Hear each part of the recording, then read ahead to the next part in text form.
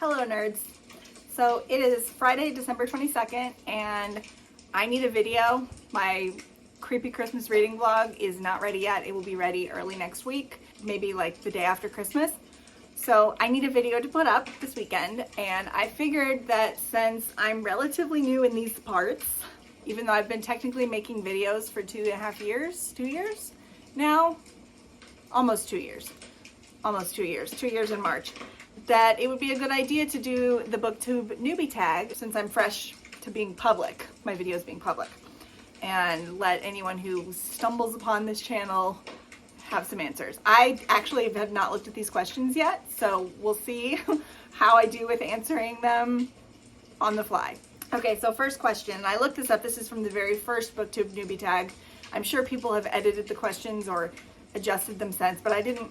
This just seemed easier. So this is apparently from the original video that was created by Brenda C.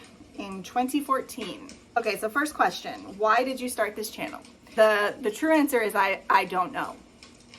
I mean, why does anyone do anything? I feel like half the stuff that I do, I just do it and I'm like, later, I don't know why. The more complicated answer is I just started watching a shit ton of Booktube for a couple of years, and the more I watched, particularly the more I watched Kayla from Books and Lala and Becca from Becca and the Books, the more I wanted to, like, this sounds silly, but not like respond to them or be in conversation with them, but like their creativity and their enthusiasm and their atmosphere that they created in their videos, like, inspired a creative urge in me, which is a weird thing to say, but that's like the best I can describe it. And so I knew I didn't want to do public videos because that scared the crap out of me. The idea of people I don't know looking at me and judging me and potentially misjudging me or disliking me, that's terrifying. But so I said, hey friends, to my besties, do you guys want me to make videos? Like, I'm going to the Tucson Festival of Books and I'm gonna get a bunch of books. Do you want me to do a book haul? And they said yes. So I just started making videos for my friends, and then little by little I added a friend here, an online friend there. Then I told my blog friends about it, like, that I've known for a long time, and so I like eased myself in. The same way I used to ease myself into the swimming pool when I was a kid. So yeah, so that's how it happened. And then in summer, I just started getting this urge to go public and be like, I'm spending so much time on all these videos and doing this, I should get something out of it, even if that something is just feedback and to know that somebody's listening.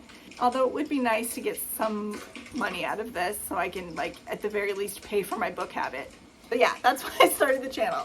That's a very convoluted answer. Number 2, what are some fun and unique things you can bring to Booktube? I don't know how to answer that question. It's like whenever somebody asks you, what's unique about you? First of all, it's awkward. Second of all, how do you answer? Like, I have no idea how to answer that. All I can say is I mean, there's only one of me, and I'm going to be making videos about the things that interest me. So, I don't know. Nobody else has Pippin, my cat. I don't know. I don't like that question. I'm wondering if later iterations of this list got rid of that question, and if I should have picked one of those lists instead of this one. I'm already forgetting my choices. Number 3, what are you most excited for about this new channel? That's an unexciting question. I don't know. Like I just said, to have people listen to me and to talk back. I've already, like, in the last 2 months in particular, some of you have, like, been commenting and I've been getting to know you, and it's been really fun. Because it's hard to find book people in the wild, you know what I mean? 4, why do you love reading? I don't know. I don't know. These are terrible questions. I might have to stop and come back in a second after I find a list with better questions. Why does anyone read? Because they want to be, well, maybe like to learn things. That's not why I read though. I read to experience things. My life is very small, but my brain has a huge imagination, and I like to experience new things, and I like to experience new emotions and slip inside of other people's skin and experience that for a while. I like to have fun. I like the mystery of it, the challenge. Like, there's just tons of reasons. I'm gonna go find more questions. Hold on, let me look at these real quick. I don't like these questions. They are all very like job interview questions. Like, where's the like, what's your favorite book? Like, what kind of genres do you read? Question. Hold on, I'm gonna be right back. I have decided to not do any more of the Booktube newbie tag questions. I'm overthrowing the government. This is a revolution. Instead, I'm going to do the 20 questions tag. I am going to answer these questions because they're more like what I thought the Booktube newbie tag questions would be. So what I'm going to answer is 20 questions tag, and the version I've got is from angelreads.com. I will link it below. So first question, what are your favorite genres to read? I like genres.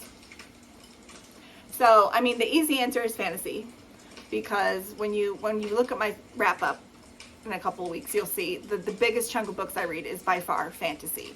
Although in recent years it has become smaller, but it's still the biggest one. Any genre fiction I love. I love mysteries, I love science fiction, I love romance, there's all kinds of different fantasy. I love horror is a new love of mine. Apparently I love that. Didn't realize that I loved it for a long time, but I do. Looking at my shelves to see if I missed anything. Yeah, those are the big ones. Genre, like genre books. When you think of genre books, I'm not a huge thriller fan. I will read the occasional thriller if something about it intrigues me or if somebody says it's really good. But I love mysteries. I love whodunits. Specifically, I'm really into meta mysteries right now, which is when the author plays with the format and the genre and like breaks the fourth wall sometimes. I love that crap. Okay, second question. Do you read relatively popular books or more underrated books? I read both. So I'm, I guess, what you might call an eclectic reader, in that I don't care necessarily about what anyone else is doing. I know that sounds really arrogant, but that's just how I do things. If it sounds interesting to me, I will read it. And I'm also a very curious, nosy person. So I do tend, if there's a book that is being really loud and it sounds interesting to me, because there's lots of books that people yap about all the time that I don't give two shits about. Sorry, I'm being sweary right now. I don't know why. Usually like literary fiction books or historical fiction, I don't care. Like, do you know how many times I've seen The Nightingale scroll by on my Goodreads feed and I've just let it pass? But if it's like a genre book and people are like losing their minds, I get so curious and I have to get in on that because I want to know. I want to know what's going on. I want to be able to have an informed opinion. I really get curious. That happens all the time. Like, I'll say like, I'm never going to read Crescent City. And then a year and a half later, I will own the first two books in hardcover and then read them within months of each other. So that's just a thing that happens. That's why I read Fourth Wing. I'm on Goodreads like all day long. I'm in a codependent relationship with Goodreads. So I see a lot of books that are also underread, and I also like to search out like book lists and find like really old books or, you know, just whatever interests me. That's what I read. So I feel like it's a nice mix of popular, unpopular, and like middling. I don't know, eclectic. That's how I would describe what I read. A little bit of everything. From what author have you read the most books? I don't know. How does one go about finding that out? I have no idea. I don't know. I mean, who's written the most books? If we count Carolyn Keene as a person, even though it was just a series of women behind the scenes writing under a pen name, Carolyn Keene, because I've read so many Nancy Drew books, like almost all of them. And like The Babysitter's Club, Anne M. Martin. I've read so many of those. But if we're talking like non-children's books, like pen name packaged books, then probably Brandon Sanderson, just because he writes so fast and he has so many books. But I don't know if I have a way of finding out, because I don't have a spreadsheet of every book I've ever read. I just have Goodreads. Okay, well, let's go with Brandon Sanderson. He's probably my favorite living fantasy author anyway, so it's a good enough answer. What audiences do you gravitate towards the most? Adult fiction. I used to read a lot of YA and middle grade when I was closer to those age ranges, and I still read some. Like, you don't ever have to really grow up, kids. The themes, and the older I get, the more adult fiction that I want to be reading, but I do also tend to gravitate towards adult fiction that is playful. So, most relatable character. that's an impossible question. So I'm just going to go with an easy answer. And that's Mr. Darcy from Pride and Prejudice, because of his social anxiety and his blabbermouth of saying things that are inappropriate and then regretting them. But mostly the social anxiety and the feeling misunderstood and not fitting into the culture that he lives in. Like, he's this really shy, reserved, anxious person who lives in a social culture that requires him to attend balls and dance with women. And also he is a little bit judgy, and honestly, so am I. So I just identify very strongly with Mr. Darcy. And I would like to think that, like Mr. Darcy, I am capable of reforming myself and learning to apologize when I say something. I'm sure there's a better answer that more reflects who I am, but I told you I didn't look at these questions ahead of time, so this is what's happening. Have you always loved reading? Yes. I do not remember a time that I did not love reading. I was the only kid in kindergarten who was excited about the little pre-packaged books the teacher handed out for every letter of the alphabet. I did them all way ahead of time, and she had to give me, like, I'm sure she had to make up her own curriculum because I was a little nerd. And I was like, give me more homework. I want to learn to read. My mom swears it's because she used to read to me all the time when I was a kid.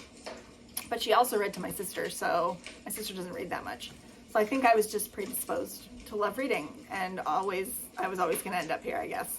I've always found reading to be a much better way to experience humanity than actually being with humanity. See previous answer about Mr. Darcy. What's a book you feel like was written for you? Pride and Prejudice, if we're going to go there. Okay, my shelf called 5 stars isn't enough. Let's go there. I thought it was called something else, but it's called that. Any of these feel like they were written just for me? Well, I already said Pride and Prejudice, but I'm looking at one of my Goodreads reviews for this book. Okay, well, I'm just like wasting all of my content here on Pride and Prejudice because I was literally just looking at my very first review on Goodreads for Pride and Prejudice.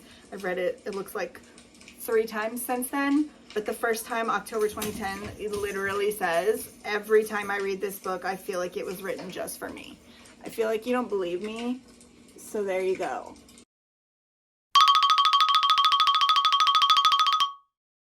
But if we're looking at my favorite books, 2 books that are on here also are The Martian and Gideon the Ninth. And I don't quite relate to any of those characters, but I love them so much that I feel very possessive of them. So I do feel like they're mine. And I get that way with a lot of my favorite books, as I'm sure a lot of you do too. But again, Pride and Prejudice is the literal answer because my review speaks for itself. Wow, okay, let's get a question that asks me something that isn't Pride and Prejudice related. First or third person? Either. I can do second also if it's done well. I tend to not like, the hardest one to get right for me is first person present tense. It has a tendency to I've said this a million times, it washes out character in the hands of an untalented author. They all sound the same, they all sound vaguely poetic, try hard, blah blah blah, boring. It's just, I'm like, I don't know who you are to most of those characters. I really think that should be a specific POV that is only allowed to be done by people who can handle it, and editors should be able to tell their authors when they can handle it and when not. I mean, I guess it's the author's choice at the end of the day, but there's no faster way to turn me off from a perfectly normal book than to have it be in that POV. Now, it's so funny though, like when I notice, when it's a good first person present tense, a lot of the times I will not even notice it's happening until like halfway through the book, and I'll be like, wow, see, this is what I'm talking about. This is how you do it. But that happens so rarely. Usually I notice right away. Are you a mood reader or a TBR reader? Both. So I used to be strictly a TBR reader because there's not very many things that I enjoy more than making a TBR. I do it very elaborately. Not going to go into it right now, but I love making TBRs. I love it. And I have OCD, so like I have to stick to it. Like my brain tells me that I have to stick to it. So it was really difficult for me sometimes when I wasn't feeling a book. I also didn't used to DNF. So imagine like that I had this rigid thing that I had to stick to. And when I did it, it gave me a lot of pleasure, but it also gave me a lot of trouble. So I think I've finally perfected my reading in that I make a TBR. I allow myself to DNF. So So if a book is holding me up, it's gone. And then also, aside from my official TBR, which I put on Goodreads, which is like a curated piece of art, I also read books on the side that don't go on that list, and those are mood reads. So whatever I'm in the mood for, that's what I'm reading, not officially, and it takes the pressure off, and it keeps reading more spontaneous, which I also enjoy, as well as anticipating a TBR, if that makes sense. Series or standalone, both. I like to have all kinds of variety in my life. I don't just like series, I don't just like standalones. I like a mixture of everything. If they're going to talk about length later, I like short books, I like medium books, I like long books. I like really long books if they're done well. I'm not picky. Do you annotate your books? No, not really, for a couple reasons. Well, like 3 reasons. First of all, it reminds me of school, because I used to literally have to annotate my books and turn in the book as homework in high school. 2, if I'm reading and I'm enjoying myself, I'm not stopping too much to think about things. I'm just inhaling the book. It's just happening. And then I'm like, oh wait, I should probably mark that. And then, I don't know, the third reason, there was a third reason, but I forgot it. Whatever. That's mostly it, is that I'm lazy and that I just want to be in the world and I don't want to have to stop. Oh, the third reason. So I'm one of those people that gets really defensive over pretty books. Like, if it's a used copy that I bought specifically to write in, then that's fine. But like, I really don't like writing on my books because I don't know. I like books. I'm a bibliophile. An actual physical book gives me pleasure. And I don't like people who break spines. I don't like people who tab the pages. Well, I mean, you can do that, but I cannot do those things. I shouldn't say I don't like those people. I cannot do that. It would physically pain me to do either of those things, which is why the sticky tabs are a godsend, because if I want to mark a spot in a book for future reference, or just to show myself how much I'm liking a book or not, tabs that leave no trace of their presence once you pull them off on a book are the perfect solution. Although I do love annotating on Kindle. I talk back to Kindle books. So I really think it might just be that I don't like defacing a book. Oh well, I am who I am. Long or short books? I already said this. I like all types, all lengths. Favorite bookish tropes? I like books. I will read anything, pretty much. I mean, I can't do extreme horror. Things that are just gross for being gross, I don't like being grossed out, and B, like, that's not interesting to me. I mean, if somebody does something well, I will read it. And I just finished a book. Oh no, I just wrote a review of a book that I read back in October, My Best Friend's Exorcism, and in that review, I said, and I stand by this, I don't really like exorcism. It doesn't really interest me particularly as a story trope, but if somebody does it well, like Grady Hendrix does in that book, I will read it and enjoy it. So, like, pretty much any trope in the hands of a good author, I will read. One of my favorite tropes could easily be ruined by a terrible author. So I just really don't think tropes are something that matter all that much in the end. Like, if one of my favorite authors is publishing a book that, if I'd never read from them before, didn't sound interesting to me, I will read it anyway. Favorite book to TV show, film, adaptation? Okay, I've got a couple. I love Good Omens. The Good Omens adaptation is fabulous. They do such a good job keeping the spirit, especially in the first season of the show. Obviously, the second and third seasons are and will be not to the book because they never wrote their sequel. And Terry Pratchett died before they could do that. But they just announced this week the third and final season of that show, which is going to contain the plot that Terry Pratchett and Neil Gaiman outlined together back when they thought about what they would write in the sequel, which is going to involve saving the world from the apocalypse again. So I love that show. And favorite movie adaptation is Sense and Sensibility, the Emma Thompson version that she wrote and Ang Lee directed. And it's just a beautiful movie. And it so perfectly captures and enhances parts of the book that I love, particularly Eleanor's character, like the scene at the end when she just is like weeping from joy and happiness. Her feelings make me have feelings. Honorable mention goes to V for Vendetta, which I like better than the book, which I suppose is heresy to some people, but I do. UDNF. I did not until literally this year. The handful of books before this year I didn't finish ate at my soul. I was holding on to them. It's my OCD nature. Like, I don't know. I'm learning to let go. And doing that this year was really freeing. So I enjoy DNFing now, and I'm going to do more of it in the future. What's a book you wish, wait, the question is weird. What's a book that you wish had a sequel, I think is what they meant to say. In general, I'm not a huge fan of my favorite books getting sequels if they are not necessary. I still have never read the sequel to Vicious by V. Schwab because that is a perfect book and it doesn't need anything else, and I don't want that to be ruined, which has happened before when authors have come back to a world to make money or because they're feeling creatively empty and want to go back to something comfy, which I understand, but sometimes you just need to leave a book alone and let it be its own thing and just let it stand and be perfect on its own. That's how I feel. Favorite fictional place, setting, the Shire. Why wouldn't I want to go to a gorgeous green paradise with lots of trees and temperate weather and live among people whose main joy in life is food and sleeping? I mean, the only thing they don't really got a lot of is books, but I can bring those on my own.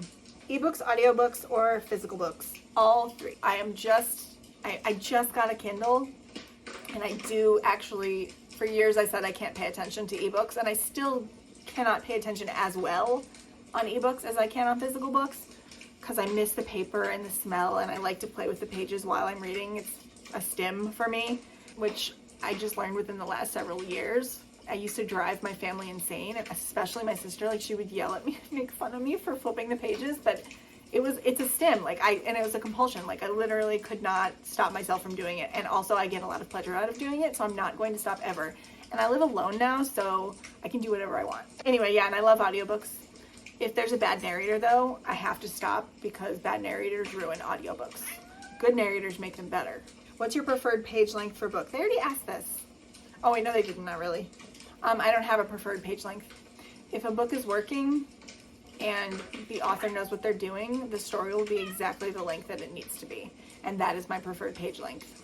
Tag your friends. I don't really have any yet that I can tag that haven't already done this tag. Because there's a couple of people who've left me comments, like the Eerie Fairy Tales.